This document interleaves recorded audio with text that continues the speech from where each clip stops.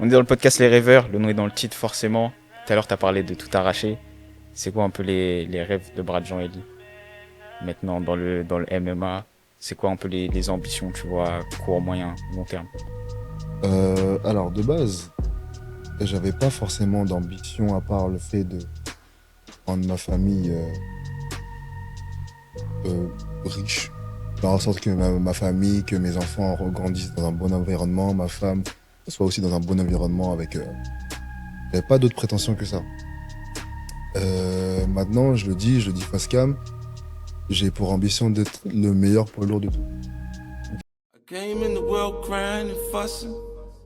Nigga, we ain't have nothing. Every ghetto, I know the same. We tryna make a little change. Preacher man come around talking.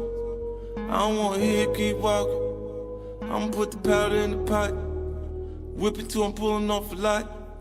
Imagine when I pull it off the lot. The new shit come without a top. Once I'm on, I ain't never gonna stop. Bitch, I'm on, I ain't never gonna stop.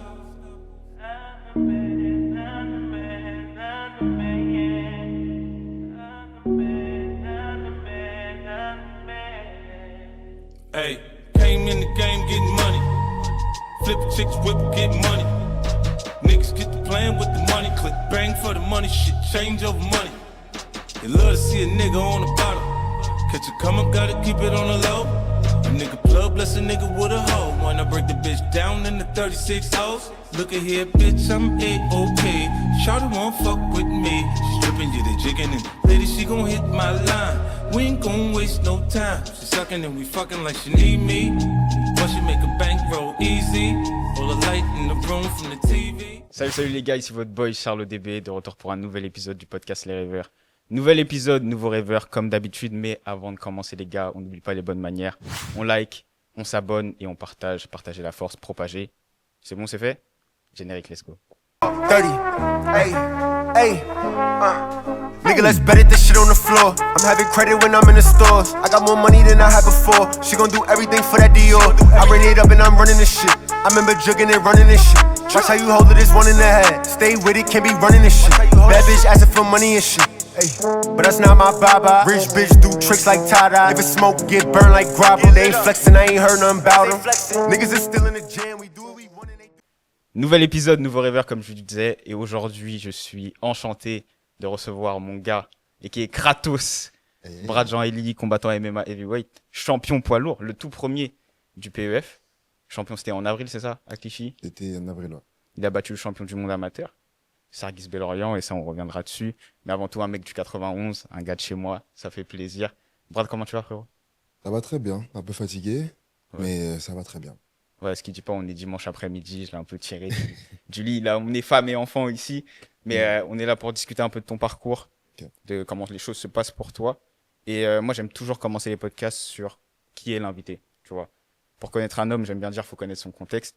Qui est Brad Jean Eli pour les gens qui ne connaissent pas et où ça peut commencer pour toi, tu vois. Ramène-nous à Évry, Parc aux Lièvres, tout ça. Alors pour commencer, Brad Jean Eli. Brad Jean Eli est un sportif croyant, Mhm. un sportif qui a de grandes ambitions. Aujourd'hui, j'ai pour ambition d'aller à l'UFC. Ouais. Et si tout continue à se passer comme ça se passe actuellement, c'est-à-dire de gravir les échelons assez vite, par la grâce de Dieu, normalement, ça devrait le faire. Une personne assez disciplinée. Mhm. J'ai une rigueur de taf assez élevée, disons. Mhm. Aujourd'hui, je suis en stand-by, c'est l'été. Mais quand je dis je suis en stand-by, c'est par rapport au combat. Donc, je m'entraîne tous les jours. Là, ça fait 2 mois que je suis en formation pour de la sécurité privée, donc c'est un peu plus compliqué. Ouais. Mais je trouve quand même le temps de m'entraîner.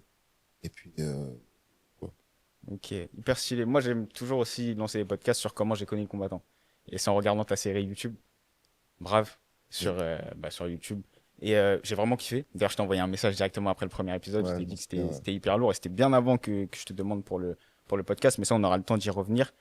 Ce que j'aime toujours demander aux combattants, c'est est-ce que c'était des mecs un peu nerveux avant, tu vois, bagarreurs, que ce soit au collège, à l'école et tout. Et je crois savoir que pour toi, il y a eu quelques histoires de bagarres, notamment au Canada, qui a fait que ton aventure basket s'est terminée. Est-ce que tu peux nous en dire un peu plus là-dessus?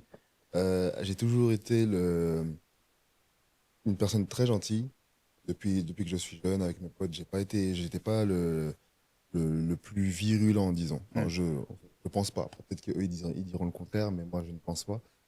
Mais par contre, j'ai toujours apprécié le fait de vouloir prouver aux gens au début, hein, Ouais. que j'étais le plus fort. Mm.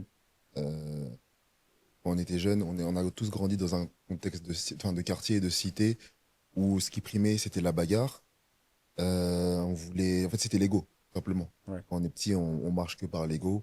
Oui, je suis plus fort qu'un tel, je suis plus fort qu'un tel. Il y a des légendes qui se créent Entre groupes, entre groupes. Oh, lui, j'avais même une légende d'un mec des épinettes. Il avait tapé le sol, il s'est craqué. C'est des bêtises. Ouais, Mais toi, bien sûr. des légendes Mais- comme ça, tu vois. Mm. Et j'ai toujours aspiré à être la personne de ma génération qui est le plus fort. J'ai toujours voulu ça, encore une fois, étant jeune. Et j'ai provoqué beaucoup de bagarres. Ouais. J'ai pas fait tout ce qui est centre, etc. Mhm. Les soucis de quartier, j'étais pas dedans. Mais plus de manière individuelle. Ouais. Donc, moi, il y avait des situations qui se créaient et du coup, je me battais.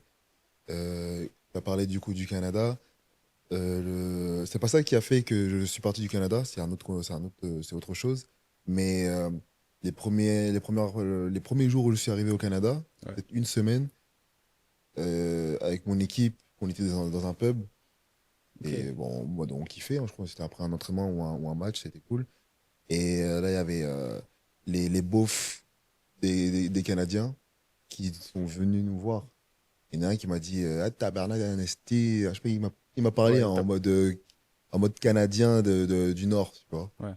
Et bah, j'ai pas cherché, en fait. J'ai tapé Ouais. directement. Ok. Et il est tombé KO. Et suite à cela, il y a eu. En fait, on a créé un bagarre de pub. Enfin, vraiment comme dans les films, hein, tout des chaises qui volent, Ouais. etc.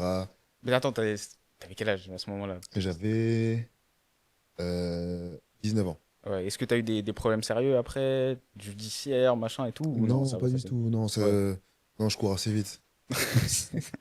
Mais non, pour être sérieux, non, tout ce qui est judiciaire, etc., j'ai toujours esquivé. Ouais. Et en soi, j'ai rien fait pour être dedans, tu vois, pour avoir des problèmes. Même si je m'étais fait attraper après avoir mis un KO ou tapé des gens, j'aurais eu des problèmes, mais non. Ok. Pour, Ouais. toujours, été aux yeux de la loi, je suis clean. Ouais. Mais tu vois, je t'ai lancé là-dessus pour qu'on discute un peu du basket, tu vois, sachant que t'as poussé assez loin. Mine de rien, t'es allé en centre de formation, t'as joué au Canada, collège d'Alma, etc. Moi, j'aimerais savoir, est-ce que c'est pas un peu ton premier rêve avorté? Tu vois, on est dans le podcast Les Rêveurs. Je sais que t'es quelqu'un de déterminé pour t'avoir côtoyé un petit peu, vendredi dernier, pour faire des indiscrétions. Est-ce que quand toi, t'es dans le basket, dans ces moments-là, dans tes projets, tu te dis, je fais ça pour être pro? Ou non, pas du tout? Euh, alors, moi, le basket, j'ai commencé à l'âge de 5 ans. Ouais. J'ai commencé à l'âge de 5 ans à Étréchy. Ensuite, j'ai arrêté vite fait pour du tennis. Mhm. Pendant 2 ans, j'étais bien. Et sauf que j'avais pas cette passion-là que j'avais pour le basket. Donc, j'ai repris le basket en 11 à Évry pour ensuite aller à l'AS Évry, ensuite pour aller à Courcouronnes, ensuite à Ris-Orangis, à Lussereau, Ok. en championnat de France là-bas. Mhm. Et après les 2 saisons passées à Lussereau, je suis parti, on m'a détecté pour aller à Saint-Quentin, Ouais. SQBB. Mhm. Et j'avais un bon niveau à cette époque-là, je m'en souviens, chez les minimes, je tournais en double-double. Ouais. Parce qu'ils ne savent pas, du coup, double-double, c'est quand tu marques plus de 10 points, c'est ça? Ouais, plus de 10 Plus de 10 points. points, Et plus à de côté, tu fais tir au rebonds, rond, 10 voilà. passes. Donc j'avais une moyenne en double-double, littéralement. Donc pour moi, j'allais aller loin. Ensuite, je suis revenu parce que je me suis fait virer. Je me suis pas fait virer, juste on m'a pas renouvelé. Ouais. L'an d'après, j'ai une année sabbatique dans le basket. Ok. Je cherchais plus ou moins des clubs, je m'entraînais, mais j'avais pas de concret. Et ensuite, j'ai eu une opportunité d'aller au Canada, Ouais. donc à Alma College, et directement, hein. Et même au Canada, après, j'avais une opportunité de pouvoir intégrer une autre équipe Mhm. à la fin de saison, qui se situait du coup à Québec même. Mhm. Que du coup, j'étais au Québec, mais pas dans la ville de Québec. Petit cours de géographie pour les gens qui ne savent pas. Il y a Québec, l'État. Dans Québec, l'État, il y a la ville de Québec. Ouais. Moi, j'étais dans Québec, l'État, donc dans la ville d'Alma. Et ensuite, j'ai déménagé à Québec même, la ville. Et donc, je m'entraînais avec un coach, Éric Moncam, dans le collège de Sainte-Foy. Et donc, j'allais intégrer l'équipe, hein, Ok. mais après, j'avais des opportunités du coup d'évolution. Et finalement, j'ai décidé de revenir en France parce qu'à ce moment-là, il y avait le Covid. Il y avait le Covid, c'était assez compliqué. Même pour des opportunités d'aller aux États-Unis, c'était compliqué. Je suis revenu. Et Ouais. après, même quand je suis revenu, je suis pas resté à Évry, je suis parti dans l'Ouest. Et il y avait une équipe en N2 qui m'intéressait, c'était l'équipe de Laval. Ok. Mais j'avais plus la même passion. Moi, pour moi, je voulais aller au State. Mm. Au State, je reviens en France, j'avais plus la même détermination au basket. Voilà. Ouais, non, c'est pour l'avoir fait aussi, tu vois. Mm. C'est un retour sur terre qui est un peu dur. Tu vois, quand C'est dur. tu vas aux États-Unis, tu reviens, que tu sais que c'est un peu terminé pour toi, c'est en tant qu'homme, et quand je dis homme, c'est avec un grand H, donc homme ou femme, Mm. que vous avez un projet que vous nourrissez depuis longtemps et que vous envoyez un peu Exactement. la fin, faut pouvoir le digérer, tu vois. Vu que le basket, hein, je pense que même les sports co en général, Mm. on privilégie, les coachs privilégient plus les jeunes talents. C'est clair. Donc, j'étais un jeune talent qui a vieilli, du coup. Et s'ils avaient le choix en 2020 de prendre une personne de 20 ans avec mon profil du coup, ou une personne de 16 ans qui a le même profil que moi, ben, ils allaient voir le petit de 16 ans. Ouais, c'est Il y a plus à faire, il y a une marge de progression plus importante Mhm. et ils pourront le modeler plus que moi qui avait déjà 20 ans à cette époque. Ouais. Ouais. Du coup, moi, j'aimerais te demander, la transition vers le MMA, elle se fait comment? Qu'est-ce qui t'a intéressé dans ce sport? Est-ce que c'est un combat que t'as vu?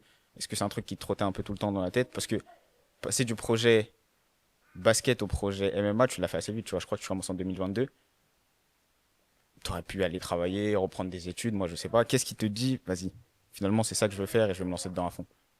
Euh, alors, comment la transition se fait? Alors, j'étais encore dans cette phase où je voulais jouer enfin, je voulais potentiellement jouer à Laval en N2.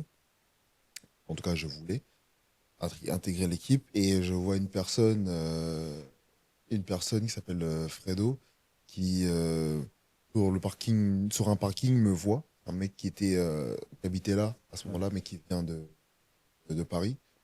Et bon, il voit dans ma démarche, dans ma manière de parler, même de m'habiller, que j'étais pas une personne. Enfin, Ouais, t'es pas un mec de je Laval, suis quoi. pas allé, ouais, je suis pas un mec de Laval, un mec Ouais. d'Angers. J'avoue que je suis pas de là. Mm. Donc on fait connaissance. Il me dit ouais, tu fais quoi comme sport? Donc basket. Il me dit ah, tu me rappelles. Bon, là j'ai des tresses, mais de base je suis pas un mec des tresses. Enfin, j'ai des Ouais. cheveux courts. Bon, Donc il voyait dans mon profil, il me dit ah, tu me rappelles un Cyril Gann. Donc là je ne savais pas c'était qui. ouais. Cyril Gann en 2022, en 2021, je sais plus quoi, 2022.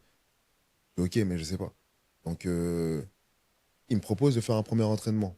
Le premier entraînement que j'ai fait, c'était dans un lieu dit, dans une maison, dans un lieu dit, à même les vaches, Ok, d'accord. euh, vraiment dans la broussaille. Il m'apprend à mettre des coups. Ah, même pas de tapis, rien, genre, c'était. Rien du tout. Non, j'avais des Paul George. J'avais des PG3. Ouais. Ah oui, Euh, entraînement ghetto. ah, vraiment. J'avais un short de compression Nike, Mhm. Nike Elite. J'étais en mode basket. Ouais, ouais, ouais. Donc, on s'entraîne. Et en fait, je sais pas pourquoi, mais au premier entraînement, j'ai quand même senti que j'avais apprécié. Tu vois. Pourtant, au début, il m'avait rien montré de fou. Mhm. Il y avait juste des promesses, dans le sens où il me disait qu'on pouvait aller loin, Ok. avec un profil comme moi. Déjà à ce moment-là, c'est À c'est ce ce qu'il moment-là, disait. ouais. Ouais. Et il m'a dit, ouais, je pense qu'on peut aller loin avec un profil comme toi. Et j'ai dit, vas-y. Et quand je vais enchaîner, hein, un, deux, trois entraînements, après, c'était la routine.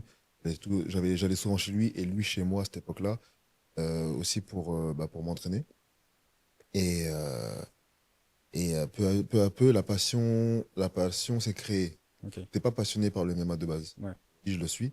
Mm. Et ça a été progressif. Ok, Et d'accord. j'ai toujours eu cette passion, par contre, basket. Et je m'étais dit que tant que je l'ai pas pour le MMA, je n'allais pas percer, en fait. Mm. Je pouvais pas faire quelque chose de grand dans ce sport. Et la passion s'est créée petit à petit. Surtout qu'en plus, le MMA, j'étais pas passionné, mais j'aimais bien le MMA. Mhm. Je regardais les combats du Pride, etc. quand j'étais plus jeune. Je démarrais pas de rien. J'étais dans la pratique. Je ne connaissais rien. Ok.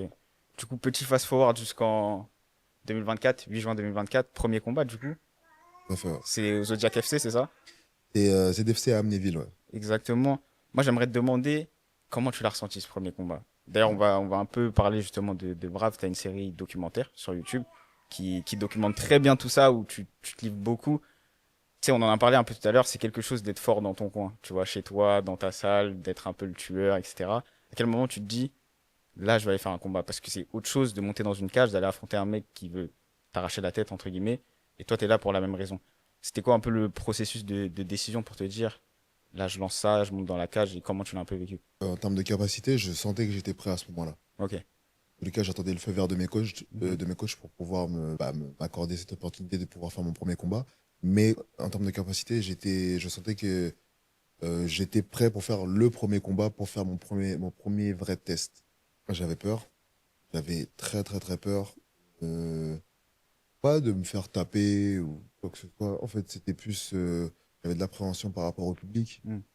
Euh, on connaît maintenant, quand on sait comment ça se passe médiatiquement par rapport au MMA, tu montes très vite. Mm. Tu descends aussi vite que tu es monté, voire plus C'est vite. clair.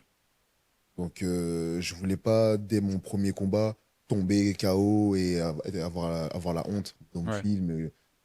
En fait, c'est ça. Je voulais pas Ça, être. c'était ta plus grande crainte quand Ouais, t'as, à cette quand t'allais faire époque-là, le oui. combat? Ouais. Ouais, je voulais pas me faire afficher, la honte. Ouais. La honte d'être là sur les réseaux, il s'est mis Ah, prendre un KO. ça peut être chaud, hein. Ah, ah non, j'aurais tout coupé. Mm. Mais, euh, mais sinon, ouais, j'avais cette peur-là. Et puis, ouais, non. En soi, c'était vraiment juste ma seule peur. J'avais pas peur du combattant En lui-même, ouais. en lui-même. Et là, même pendant le face-off, quand on est en face à face, je vois. Moi-même, j'étais étonné de moi de ne pas avoir plus d'appréhension que ça Mm. vis-à-vis de l'opposant. Ouais. Ouais, c'était vraiment plus. Ça fait un peu m'as-tu vu, tu vois. Ouais. Mais c'est la réalité. Bon, après, J'ai c'est comment plus tu l'as peur vécu. de me faire afficher que de perdre à ce moment-là. Ok. Et moi, ce que j'aimerais te demander, c'est comment tes proches ils l'ont vécu. Tu vois, j'ai vu un peu dans la série que, bah, par exemple, ta mère, pour elle, c'est hors des questions d'aller voir des combats. Et ma question, c'est plus sur le rapport au MMA que tes proches ont. Je trouve que c'est encore un sport, surtout en France, qui a une sale image, entre guillemets. Une image de sport un peu golemont, violence, etc. Mais mine de rien, je vois que tu arrives à entraîner tes proches avec toi, qu'il y a énormément de soutien derrière toi. C'est comment tu gères un peu ça, tu vois. Vis-à-vis de ma mère, je pense que c'est l'instinct maternel qui rentre en compte. Mm. C'est fait normal de ne pas apprécier le fait de voir son enfant recevoir des coups et même en donner. Ouais. Quand tu vois ton enfant, limite, des fois, elle me dit, mais pourquoi tu as de la haine? Ouais. Pourquoi, genre, évacue, il va chez le psy, tu vois. Mm, mm, mm. Mais sauf que ce qu'elle comprend pas, c'est que c'est pas de la haine, mais on se bat pas. Ouais. On se bat pas comme si on avait un litige et Mm, qu'on mm. essayait de le régler. Ça reste du sport, quoi. C'est vraiment sportif. Et c'est pour ça que. Et là, c'est peu à peu, en fait, avec les nouveaux sportifs français qui arrivent, je trouve que cette image de Golemont, justement, elle commence à disparaître. Mhm.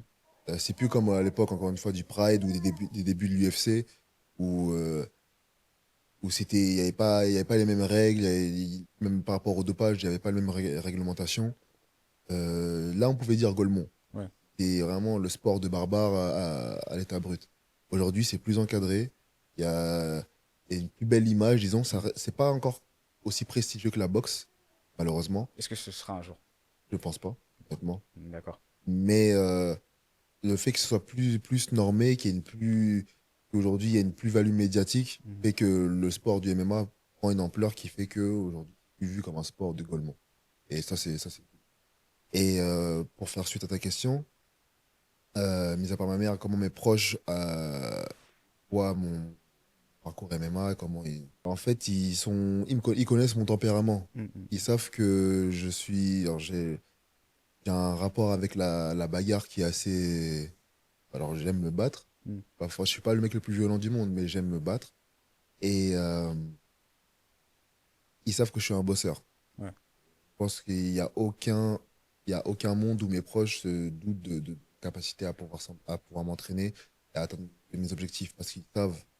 Et ils le voient dans mes réseaux, par exemple. Ouais. Chaque chose que je poste sur mes réseaux, c'est le sport. Mm. Il n'y a plus de je fais le métis, je monte mes lèvres, je mords les lèvres, etc. Ouais. Non, non, non. Dès que je fais un post, Hmm. c'est parce que je suis à la salle, c'est de montrer mon train de vie. Et mon train de vie, il est très très simple, hein. Et, je me lève, je mange, je suis avec ma femme, mes enfants, je regarde la télé, je regarde mes mangas. Là, aujourd'hui, je vais à ma formation, je rentre, je vais au sport. Ouais. C'est que ça. C'est le sport, le sport, le sport. Et c'est un train de vie aujourd'hui que j'apprécie énormément et que mes proches ont appris à accepter.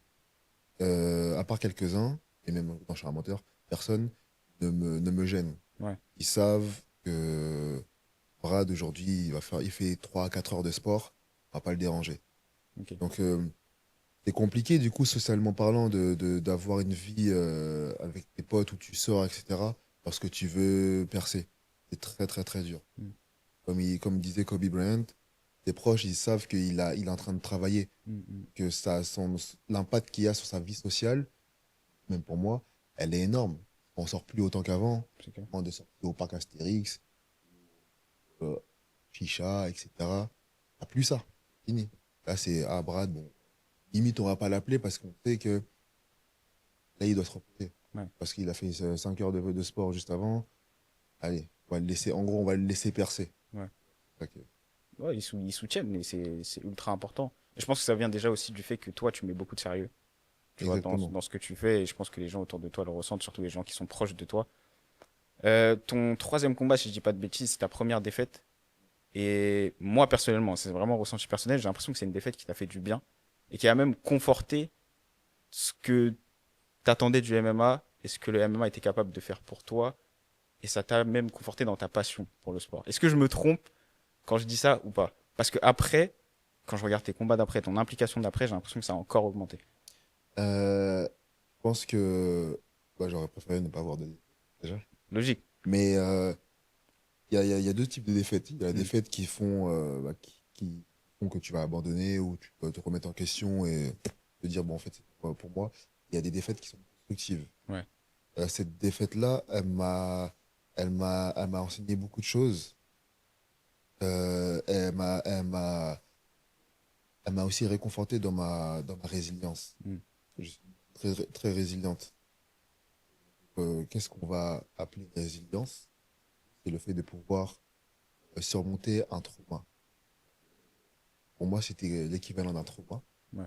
Et pourquoi ce trauma? Le MMA, c'est un sport, c'est de la bagarre. Bagarre sportive, mais ça reste de la bagarre. Il y a beaucoup d'ego dedans. J'ai gagné mes 2 premiers combats par TKO. Ouais. Même si je suis quelqu'un d'assez humble, Non, c'est normal. et ça reste humain, ça reste surtout homme, pas avec un grand H, mais avec un petit H là. Mhm. Ça reste homme de se trouver super fort et Ouais, bien sûr. d'avoir l'ego gonflé après avoir mis deux TKO à 2 mecs qui font plus de 120 kilos, tu vois. Ouais. Et, ah bah, sport du monde. Et là, en plus, le combat s'est déroulé à Corbeil. Il y avait mon père, il y avait mes potes, il y avait plein de personnes que je connaissais même étant petit, que j'ai Mhm. revu là. Des 1000 ans, je les avais pas vus. Et ma femme, je voulais pas m'afficher. Logique. Et du coup, j'ai pas fait un bon combat. En fait, le premier round, normal. Ouais. Mais après, c'est au moment où j'ai reçu un coup de sa part, et au second round, et je l'ai pris pour moi. Mm. Et j'ai plus combattu comme je combats d'habitude. C'est-à-dire, avec de la distance, avec une bonne gestion. Là, j'avais plus de gestion de cardio. J'essayais de l'allumer au deuxième round, de lui mettre un Ouais. C'est ton KO. ego qui a pris le dessus. Mon ego a pris le dessus. Mm. Ça, c'est très mauvais. En tout cas, dans ce sport-là, c'est très mauvais. Et j'étais essoufflé. J'en pouvais plus, je respirais plus. Et deuxième round, du coup, je le perds, je pense. Et ouais, le troisième round aussi, visiblement. Mais c'est que à la fin où j'ai réussi à le mettre au sol et prendre son dos, malheureusement trop tard, que je me suis un peu réveillé. Mais sinon, pendant un round et demi, j'étais en apnée. Ouais. Je faisais n'importe quoi, je voulais juste le mettre KO. Et il avait une tête dure, du coup, c'était compliqué. Et il avait fait un peu d'expérience en boxing. J'étais dégoûté. Ouais. Mais la semaine d'après, j'avais le championnat de France. Mhm. J'ai fight, que j'ai gagné. Et ça m'a. Pendant toute cette semaine, j'ai pas arrêté de m'entraîner. Dès le lendemain, j'avais mal à la tête et tout, par les coups. Je suis parti à l'entraînement, j'ai outre. Ouais. Le problème là, c'était la gestion du cardio, pour ma part. Donc on va travailler ça. Et la semaine d'après, du coup, pour le championnat de France, et j'ai survolé le mec. Ouais. Très gentil d'ailleurs, il s'appelle Poema. Ouais. Sur les réseaux. Euh, mais à ce moment-là, il n'avait pas vu le jour, dans le sens où je gérais bien. Mm, mm, mm. Je gérais bien ma distance. Les amener au sol, je gérais bien. Les défenses au sol, je les gérais bien. J'étais moi-même. Et au fur et à mesure, j'ai gravi les échelons comme ça, de par cette défaite. Ouais. C'est vraiment un nouveau départ pour moi. Nouveau Brad. Et aujourd'hui, bah là, j'en suis. Ok. Tu vois, hyper intéressant ce que tu dis et j'en parlais avec Dan tout à l'heure. Pour moi, dans le MMA, il y a deux choses très importantes et aujourd'hui, je trouve que le monde amateur, il permet d'avoir ça. C'est un, quand même connaître la défaite parce que mine de rien, ça va arriver un jour. Même si aucun combattant ne se prépare pour perdre. Quand tu acceptes un combat, c'est pour gagner et c'est normal. Et apprendre à gagner dans le dur. Et ton fight contre Elron Rodriguez, si je dis pas de bêtises, Arthur. Ayrton Rodriguez, tu gagnes dans le dur. Et je pense que sans cette défaite-là, je sais pas si ce combat-là, par exemple, tu l'aurais gagné. Tu Exactement. vois. D'accord. T'en parles avec ton coach, où t'es pas trop dans le game plan, mais au final, t'arrives à revenir dedans. Et là, cette fois-ci, l'ego ne prend pas le dessus. Mm. Tu vois, tu fais ce qu'il faut pour gagner. Est-ce que toi aussi, tu as senti ça? Bah, en fait, c'est un combat où ce petit prodige, Ouais, quoi, parce parce qu'il est fort. qu'il est très jeune, il est très bon. Aujourd'hui, il est champion en fight. Euh, il a un bon pied-point. Mm. Il a un très bon pied-point. Il n'est pas aussi lourd que les autres, donc il se déplace aussi bien. Et là, il fallait pas seulement compter sur mes capacités physiques et mon pied-point. Mm. Il fallait compter aussi sur le QI combat. Euh, ok, c'est kiff-kiff debout. Debout, je lui donne, il me rend. Donne, il me rend. Mm. Pas gagner. Ouais. Je peux gagner comme je peux perdre. Pas envie de faire ce risque. Parce que je fais au second round. Au début, je donne, il me rend, je donne, il me rend, etc. Derrière moi, je reçois un coup, je me dis, eh, ça sert à rien. Le mec, je sais qu'il a un moins bon niveau au sol, bah, je vais l'emmener. Oui. J'ai mis toute ma force pour l'emmener contre la cage et ensuite le mettre au sol. Et là, lui aussi, à ce moment-là, il a plus de jour. Je savais. J'entendais en plus son coach des fois dire, oui, t'es préparé, Mendy Ben Lagdar, tu t'es préparé pour ça, tu savais ce qu'il allait faire. Parce qu'il savait que debout, il pouvait même être meilleur que moi, tu vois. Mm, mm, Mais qu'au sol, ça allait être compliqué. Donc Ouais. ils avaient tout misé sur la défense de sol. J'ai réussi à l'emmener et là, j'ai commencé à faire mon ground and pound, les prises de position et tout. J'ai très très bien géré. Et, euh, et c'est ça, c'est là où j'ai compris du coup avec ce combat que je savais déjà, mais là, Ouais. j'ai été dans l'action, Mm. qui est le combat n'est pas seulement de la bagarre pure et dure. Il y a une stratégie derrière. Il y a la stratégie qu'on va avoir, du coup, il y a le game plan, Mhm. les coachs au préalable, et du coup, la stratégie aussi qu'on va développer pendant le combat même. Mm, mm, mm. Si t'es pas lucide, Ouais. tu vas juste te battre pour te battre. Exactement. Mais non, les vrais champions, même pas les vrais champions, juste les vrais combattants, pendant le combat, ils réfléchissent. Ils voient, ils analysent. Savoir s'adapter. Voilà, ils s'adaptent. Moi, aujourd'hui, ce jour-là, je me suis adapté. J'ai vu que debout, c'était bizarre. Allez, on va au sol. Exactement. Et du coup, au sol, il était cuit. Et le troisième round, comme il a dit, lui, dans son interview à RMC, que ça se voyait, j'en voulais plus. Et je voulais pas lâcher, j'étais cuit, hein. Mm. Et je voulais pas lâcher, lui aussi, il était cuit. Et du coup, c'est là où, encore une fois, on a fait parler la résilience. Exactement. Et c'est celui qui en veut le plus qui gagne. Tu vois, moi, quand tu me parles de ça, le fight qui me vient en tête, c'est Ngannou contre Cyril Gane. Exactement. Tu vois, où au début de premier round, Francis Ngannou, debout, il voit pas le jour. Mm. Tu vois, il est essoufflé, il est là, la bouche est ouverte, Mm, sudation au bien maximum sûr. et tout, il galère. Puis au bout d'un moment, il dit, ben, en fait, le mec dans la cage le plus fort, c'est moi. Mm. Et je vais gagner en l'amenant au sol, tu vois. Et il fait 3 rounds de masterclass en lutte, même si dans la technique, c'est pas la meilleure lutte qu'on ait vue. Et c'est ça qui va m'emmener à la victoire, tu vois. Et Et le puis, comprendre, combat. t'as beaucoup de combattants qui le comprennent pas encore. Et c'est en ce Mm. sens-là que je disais que ça t'arrive maintenant, tu vois, c'est une bonne chose. Surtout pour la suite. Mm. Et la suite, on va en parler. Derrière, tu prends le meilleur amateur, en tout cas en France, en Europe et dans le monde, hein, parce que c'est le titre qu'il a à ce moment-là. Comment, quand on te propose le fight, tu réagis? Est-ce qu'il y a de l'appréhension, de la peur, ou t'es dit, non, en vrai, lui, je peux le prendre aussi? Bah, étrangement, j'ai pas été choqué. Mm. J'ai pas eu peur, j'ai pas eu d'appréhension. C'est très bien. Parce que j'avais déjà vu ces combats, du coup, au MMA League. J'avais même envoyé à mon coach à l'époque, où je le connaissais pas, parce qu'après, sur les réseaux, on a parlé quelques fois et tout. Euh, je me disais, mais si t'as le niveau en poids lourd, Ok. à mon coach, je vais t'arracher. Mm. Désolé, mais League, je vais t'arracher. Lui, le champion, moi, je suis champion. Et mon coach, il m'a réconforté dans ce qu'il dit aussi. Mhm. Ah non, ouais, après, t'arrêtes. Ouais, il disait, ouais, mais Brad, oui, je sais, tout le monde le sait, en poids lourd, il y a un boulevard pour toi. Et donc, quand il y a ce combat-là, moi, je suis super confiant, peu importe les là, je suis super confiant. Je voyais vraiment ça comme une opportunité de moi de me faire voir. Mm. La première opportunité, c'était face à Ayrton, Ouais. parce que du coup, c'était mon premier combat retranscrit sur RMC. Et c'est un combat, quand tu entends les commentateurs, ils disent, oui, limite, c'est un bon début de gala, tu vois. Je crois que c'était le deuxième ou le troisième combat, je sais plus. Mais ils disent, ouais, c'est limite on peut voir ça comme un combat pro. Ouais. Et j'ai kiffé, quoi. Ouais, bien sûr. Même je pense que lui, Ayrton, était sorti à ce moment-là. C'était un combat qui avait mis en lumière, du coup, deux pépites amateurs français en poids lourd. Mhm. Et donc, j'étais déjà, en termes de confiance, j'étais déjà au max à ce moment-là.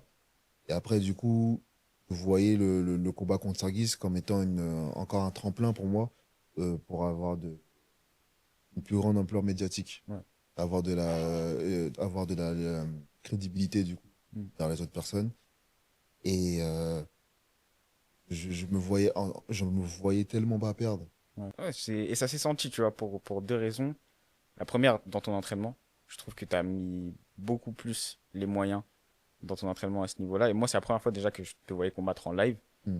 Et en ayant revu tes combats pour préparer un peu l'interview et tout, j'ai trouvé beaucoup plus in shape dans ce fight-là que dans tous les autres. Mm. Donc ça, faudra que tu m'en parles, comment tu as préparé un peu ce combat différemment.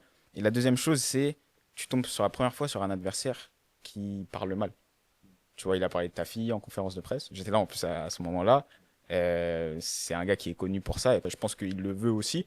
Comment ça, tu l'as vécu, tu vois? Est-ce que ça t'a un peu déstabilisé ou tu t'es dit, putain, ça m'a mis les nerfs? Alors, pour répondre de manière chronologique, par rapport à ma shape et Ouais, mon entraînement, savoir que tous les combats à partir de novembre, c'était compliqué pour moi. ouais, La préparation parce que ma femme était enceinte. Donc, c'est tout un aspect où je ne vais pas forcément le dire de base aux gens. Je ne vais pas dire, ah, c'est compliqué pour moi, ma femme est enceinte. Non. Et la vie, elle est comme ça, où je m'adapte. Mais en termes de nutrition, j'ai appris ce que c'est la couvade. Du ouais. coup, c'est quand du coup, le père prend du poids en même temps que la femme. Mhm. Et encore, franchement, j'ai réussi à bien gérer. J'ai pas pris énormément de poids. Ouais, Je tourne généralement entre 107 et 110. Là, mon max, c'était 112. Et en plus, il fallait que je m'adapte aussi aux combattants qui dépassent tous le 120 kilos. ouais. Par exemple, mon combat à l'HFC, mon deuxième combat, le mec, il fait des 124 kilos. Il était balèze. À la pesée. Et après, le mec, il me demande est-ce que tu veux combattre? Bah, je suis venu de Paris jusqu'en Suisse. Bien sûr, je vais combattre. 124 kilos. Ouais, à ce moment-là, j'étais à 112. Mhm. J'ai fait 6 heures de route. Je vais combattre. Et c'est pas moi que ça va mettre en difficulté. Moi, je soulève lourd. Donc, Ouais, t'inquiète pas que 124 kilos, t'as 4 kilos de plus que la réglementation, ça va pas changer. Donc, toute cette période-là, de début d'année où ma femme était enceinte, c'était assez compliqué du coup de. Je m'entraînais beaucoup, hein. mhm. Je m'entraînais énormément, mais c'était compliqué d'avoir vraiment la diète Adapté. parfaite, adaptée et tout. Mais bon. Et ce combat-là, c'est un peu mieux. Ouais. Moi, j'essaie déjà d'avoir un peu plus d'entraînement, euh, d'avoir une meilleure diète, etc. Et je voulais vraiment montrer au monde que moi, je suis Ouais.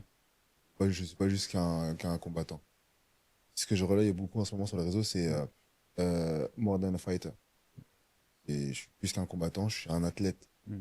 Et un athlète se doit d'avoir une carrure aussi d'athlète, un style de vie, une discipline, une rigueur d'athlète.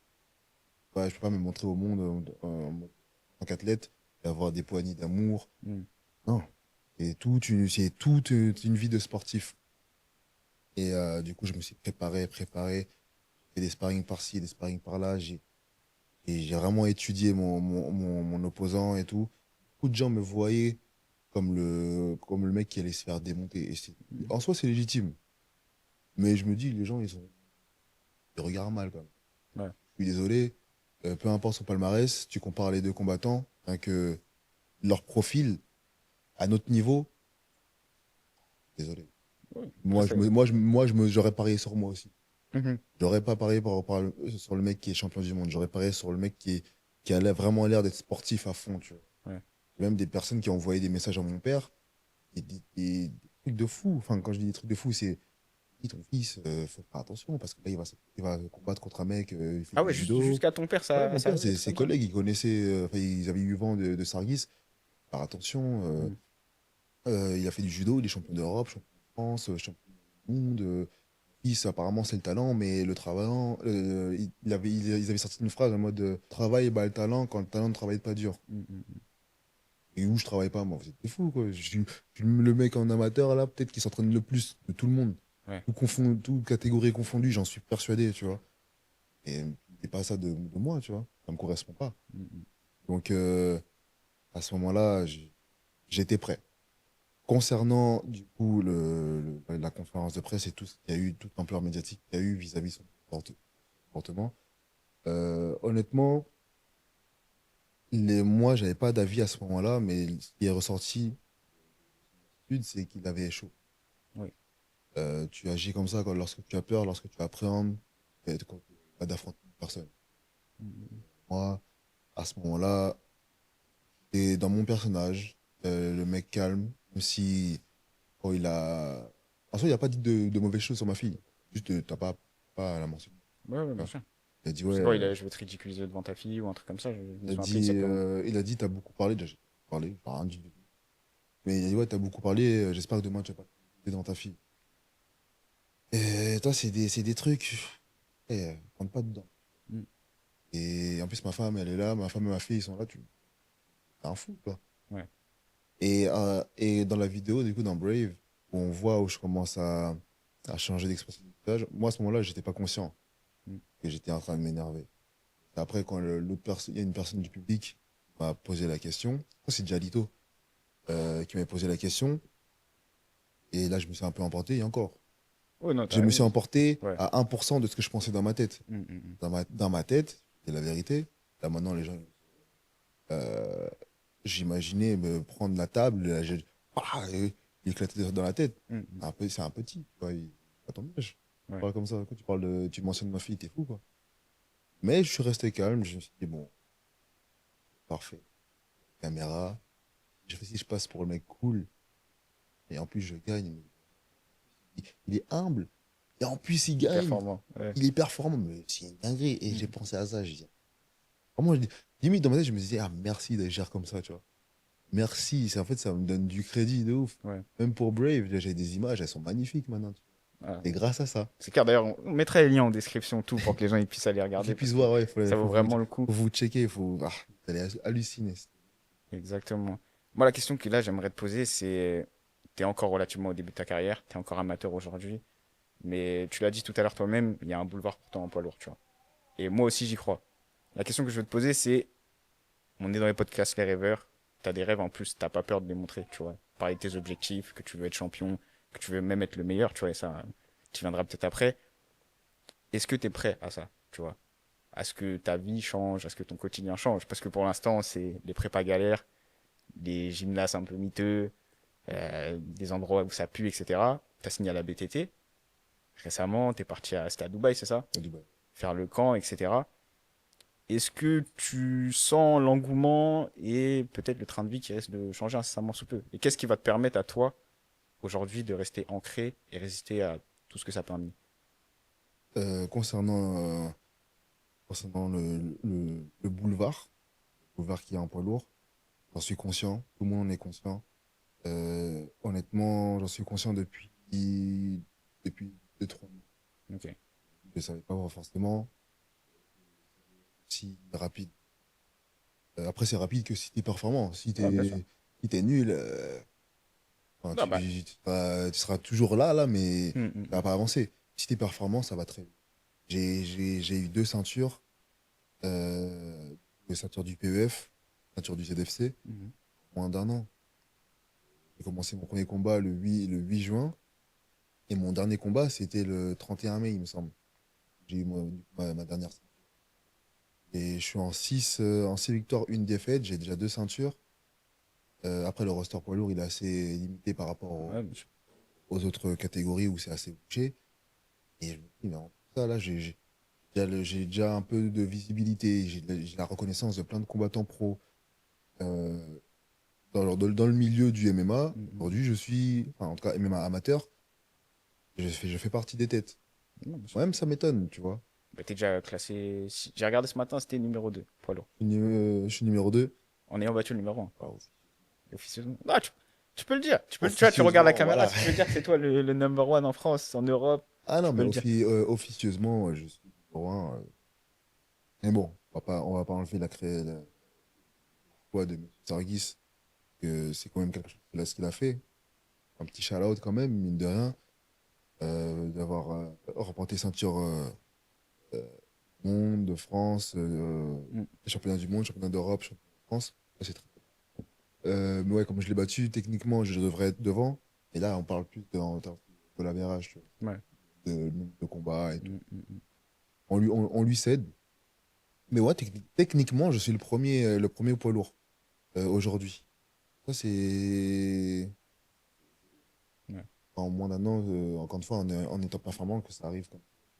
On est dans le podcast Les Rêveurs, le nom est dans le titre forcément. Tout à l'heure, tu as parlé de tout arracher. C'est quoi un peu les rêves de Brad Jean Eli maintenant dans le MMA? C'est quoi un peu les ambitions, tu vois, court, moyen, long terme? Alors, de base, j'avais pas forcément d'ambition à part le fait de rendre ma famille euh, riche, faire en sorte que ma famille, que mes enfants grandissent dans un bon environnement, ma femme soit aussi dans un bon environnement avec eux. J'avais pas d'autres prétentions que ça. Maintenant, je le dis face cam, j'ai pour ambition d'être le meilleur poids lourd de tout. Ok. Mais sincèrement, euh, si je peux intégrer l'UFC d'ici quelques années pour pouvoir intégrer le roster et faire du sale, je le fais. Aujourd'hui, j'ai eu cette révélation il y a quelques jours. C'est ce que je veux.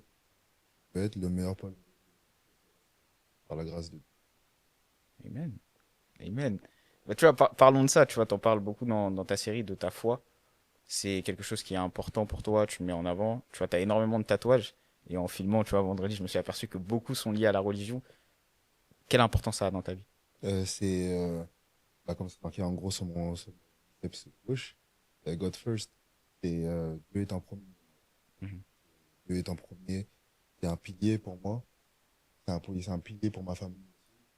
Et j'ai juste envie de montrer cette image du mec qui a sa foi et qui s'entraîne et qui a pour source de force sa foi en verdure. Mhm. C'est lui qui me permet de me lever le matin, qui me permet de respirer, qui me permet de parler aujourd'hui, qui a fait que tout se passe aujourd'hui selon, selon sa volonté, tu vois. Et je veux mettre ça en avant, justement. Mhm. Le fait que je suis reconnaissant à Dieu de faire en sorte de me faire vivre, de me faire avancer et de me pousser, du coup, enfin, ouais, de me pousser dans mes retranchements pour que je puisse avancer, tu vois. Aujourd'hui, non, il y a 2 ans, j'ai demandé à Dieu, bon, maintenant, c'est chiant parce que maintenant on voit ça beaucoup sur Instagram, mais fais cette phrase avant que ça soit mainstream. Ah ouais? J'ai demandé à Dieu de faire de moi une meilleure personne, Mhm. une personne forte. Ouais. Et depuis 2022, il m'a mis des obstacles de ma vie. C'est une dinguerie. Mhm. Euh, Plus d'un aurait pété un plomb. Ok. Et aujourd'hui, je m'en suis sorti, j'en suis là aujourd'hui. C'est parce qu'il il m'a fortifié. Dieu ne m'a pas donné un esprit de peur, il m'a donné un esprit de force, d'amour Mhm. et surtout de courage. Et par rapport à ça, je veux lui rendre grâce et montrer à tout le monde que c'est pas par la force de ma seule volonté que que j'en suis là aujourd'hui, c'est par la volonté de Dieu et par sa force. Ok. Très très beau message. Question que je pose souvent en combattant, et là on approche de la fin du podcast. Top 5 combattants all time All time, pour toi. top 5 combattants all time. Moi, je dirais, c'est une surprise, hein, je dirais John Jones. Ok. Numéro Franchement, un on fait dans l'ordre, on fait dans l'ordre. Parce que les gens aiment bien donner 5 mais pas mettre d'ordre. Ici, on prend position, tu ok. vois. Bah, premier, John Jones. John Jones, ok. Second, Fedor. Ok, ok, Même ok. si John Jones dirait que Fedor c'est le premier, moi je mets Fedor en second. Troisième, euh, GSP. Ok. Franchement, je kiffe. Après Fedor, j'espère. Un Fedor, c'est dinguerie. Mais je pense que il est arrivé trop tôt, Fedor. Et c'est pour ça que les gens réalisent pas à quel point il était fort. Est-ce que tu dirais que Julius Erving est arrivé trop tôt? Non. Et il est arrivé en son temps, c'est lui qui a révolutionné C'est un vrai. sport, tu vois. Mm, Et mm. après, du coup, tu as le meilleur qui s'est inspiré et qui a dépassé. Moi, je vois comme ça. Moi, je vois John Jones comme étant Michael Jordan Ok. Et et Fedor. Federer comme Julius Erving. Ok. Tu vois ce que je veux dire? Et après, du coup, à GSP. En troisième. En quatrième. Ah, c'est dur. En quatrième. C'est chaud, hein. C'est chaud, c'est chaud. Franchement, Moi, mon top, comme ça, t'as le temps de réfléchir. Number 1, John Jones. Numéro 2, Georges Saint-Pierre. Numéro 3, Dimitrius Johnson. Je trouve qu'il est House. ouais, criminellement sous-estimé. Parce que ce qu'il a fait quand même dans sa division, c'est fort. Numéro 4, je mettrais quand même Khabib Nurmagomedov. Même Ouais. si je trouve que son CV est un peu embelli, Hmm. je trouve qu'il a quand même renvoyé une très très belle image du sport et qu'il apporte cette dynamique martiale qui manque un peu au MMA, tu vois. Hmm. Ça reste un art martial. Je trouve que les gens le réalisent pas assez. Et numéro 5, pour moi, ce serait un tie entre Conor McGregor pour l'image qu'il a amené, l'engouement qu'il a amené autour de ça. Sportivement, ça se discute. Ou Kamaru Usman. Parce- Cameron Ousmane. Kamaru Usman. Parce Ok. que ce qu'il a fait en welterweight, quand même, c'est costaud. Et bientôt, Islam Makhachev. Mais c'est à la fin du bal qu'on paye les musiciens, j'ai envie de dire. Ouais. Donc, tant qu'il n'a pas arrêté, on peut pas encore le mettre dans un top 5. Bah là, en disant ton top, on va plus penser du coup en quatrième, du coup, Anderson Silva, Ok, ok. quand même. Et en cinquième, jamais, même si je le kiffe, rien qu'hier, je regardais une vidéo sur avant-hier, ma femme me tressait, ou regardais une vidéo de McGregor. Mais il est super fort, franchement, mais je veux pas. Pourquoi? Et Qu'est-ce qui t'empêche de. sportivement parlant, hey, il s'est fait taper 2 fois par Poirier, même s'il a battu une fois. Enfin, je sais pas, il y a trop de défaites à son actif aujourd'hui, même si le fait que ces 2 ceintures, etc., Premier José 18e, quoi. Aldo, ouais, il n'y a pas de souci. Mais je peux pas le mettre dans les meilleurs de tous les temps. Je préfère mettre vraiment en cinquième un Khabib, Ok. voire plus même un Islam aujourd'hui. Mais comme il est encore en activité, on va parler en mode légende. Mm, mm. Ouais, Khabib. Ok. Du coup, si je récapitule, Jones, Fedor, ton troisième c'était Et GSP. GSP, Anderson Silva Ouais. et Et Islam Islam ou Khabib. Ouais. Khabib On va Islam. dire pareil. Ouais, Islam en 2030. Ouais, c'est ça, ouais. Islam en 2030, Ouais. c'est carré. Avant de terminer le podcast, ce serait quoi ton mot de la fin, ton conseil pour les rêveurs? Pour tous les gens qui rêvent, qui veulent s'investir dans leur projet, que ce soit sportif ou autre, d'ailleurs. Alors, comme je le dis souvent, aucun rêve n'est trop grand. Rien n'est impossible à celle ou celui qui croit. À partir du moment où tu donnes les moyens justement pour atteindre tes objectifs, vraiment, tu y arriveras. Mais de l'amour, de la foi, de la force, ça arrivera. Et aussi, ma dernière phrase, ce serait Stay focused, stay brave. Exactement, on va finir là-dessus. Les gars, c'était les Rêveurs Podcast, votre gars Charles ODB. Je te laisse regarder la caméra encore une fois. Shout out tous tes réseaux. Instant promo là, où on peut te retrouver. Alors, Sachant que tu es vous, très très actif en plus. en ce moment, ouais, je suis très très actif. Sur Instagram, c'est OnlyBrad, avec 2 tirets du bas, il me semble. Donc, où vous marquez juste Brad, Kratos, Jean-Élie, vous allez trouver. Et sur TikTok, c'est pareil, Brad, Kratos, Jean-Élie. Suivez-moi, regardez. Et ma chaîne YouTube, c'est Brad, Jean-Élie. Non, hein, c'est Brad, Jean-Élie. Je fais le mec, mais c'est pas moi qui gère ma chaîne YouTube, c'est pour ça que je le demande en arrière-plan. Mais ouais, c'est Brad, Jean-Élie. Il y a 5 épisodes pour le moment de Brave. Masterclass, en plus, vous allez voir que du début à la fin, Montréal, il fait un boulot monstre. Il gère tout seul, Big up à lui, hein. parfois avec ses frères. Et vous allez voir que le premier épisode au 5e, il y a une évolution, même qualitativement parlant. Je crois que vous allez apprécier regarder. Si vous voulez me connaître, ben, N'hésitez pas les gars, c'était votre gars Charles ODB pour les Rêveurs Podcast. Disponible sur YouTube, Spotify, Deezer, Apple Podcast et toutes les plateformes de streaming. Likez, commentez, dites-moi ce que vous avez pensé de cet épisode. On est là à fond, ça se passe à fond. Comme il a dit, stay focused, stay brave. Peace. Good. Amen. Amen, frérot. Merci beaucoup. Et merci à toi. Hey, and I need it right now like ASAP, yeah. Hey, hood fade. So many gang, this ain't the word up.